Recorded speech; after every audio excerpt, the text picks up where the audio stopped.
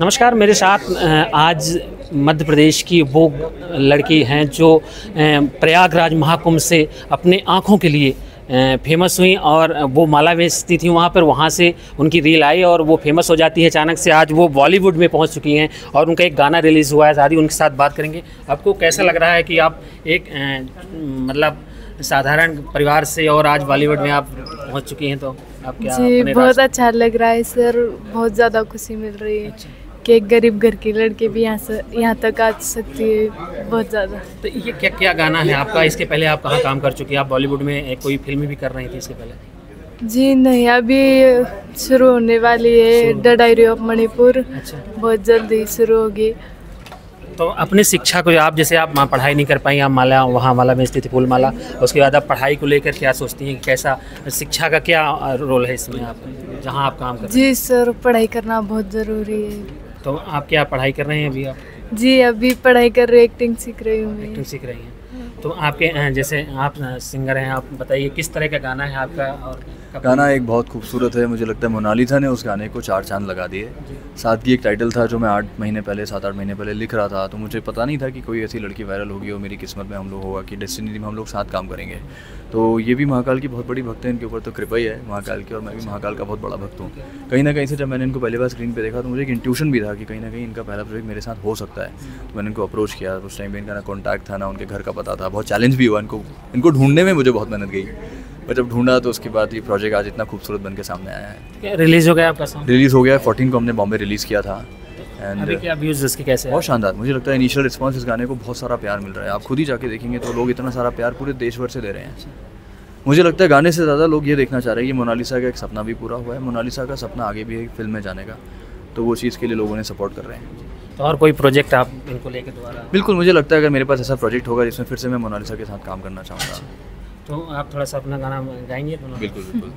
सिलसिला सवरने का शुरू हुआ तो कहा है ये शीशे ने तुम खूबसूरत हो, काजल जो उतरा तेरी अखियों में यूं, आंखें नहीं समंदर गहरा सा हो। इनकी आंखें सच में समंदर हैं और इनकी आंखें बहुत सारी बातें भी करती हैं।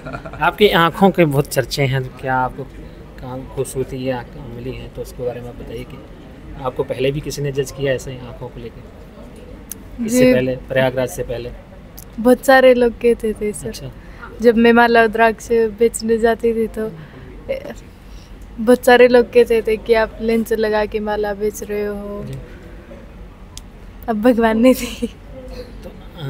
तो आप मतलब जो आपकी साथ वाली सहेलियां हैं, बहन हैं आपकी, तो उनको भी बॉलीवुड में लेके आएंगे क्या? जी हाँ, ज़रूर। तो अभी क्या अपना आपका बिजनेस चल रहा है कि बिजनेस बंद हो चुका है अभी चल रहा है सर। चल रहा है, परिवार के लोग कर रहे हैं अभी? हाँ।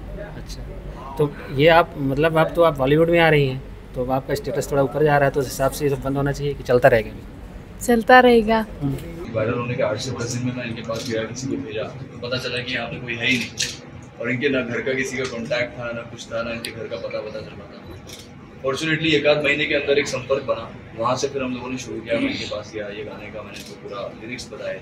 फिर इनकी फैमिली से एक परिचय हुआ तो उनको पसंद आया। उन्होंने कहा कि ये प्रोजेक्ट हम कर सकते हैं साथ में, तो फिर हमने फाइनली डिसाइड किया कि हम उसको करते हैं। एंड पहली बार ये स्क्रीन पे थी, तो मेरी भी एक जिम्मेदारी थी कि जिसको पूरा देश जिनकी आंखों में डूब गया वो मेरे प्रोजेक्ट का पार्ट बनी है। एंड मुझे उनको वैसा प्रेजेंट करना था, तो it was a huge responsibility also कि मैं उसे वैसा कर पाऊँ। एंड मुझे उम्मीद है कि आपको ये गाना बहुत पसंद भी आया होगा। बहुत प्रेजेंटेबल, लाइक एलिगेंट, डिसेंट हमने इसे रखने की कोशिश की, और एक लाइन इस गाने की इनके ऊपर एकदम फिट बैठती है।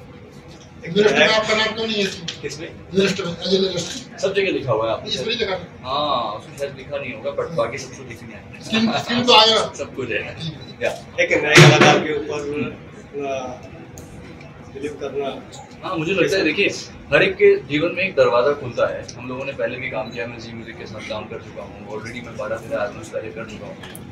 तो हर एक के जीवन में जब एक अपॉर्चुनिटी आती है और आपको लगता है कि वो कर सकता है, तो उसको भरोसा करके काम आज के साथ काम करना चाहिए। मैं जब भी पहली बार पहला एल्बम शूट करने गया था, तो मैं भी फर्स्ट टाइमर था। कैमरे के सामने शायद इनको जितना लगा होगा उतनी कॉन्शियसनेस मुझे भी हुई थी। तो मुझे तो इसमें ज़रा भी नहीं लगा कि इनको लेके मैं जाऊँगा तो मुझे कंफर्टेबल होगा कि नहीं होगा, या क्या ऑन स्क्रीन कैसा जाएगा।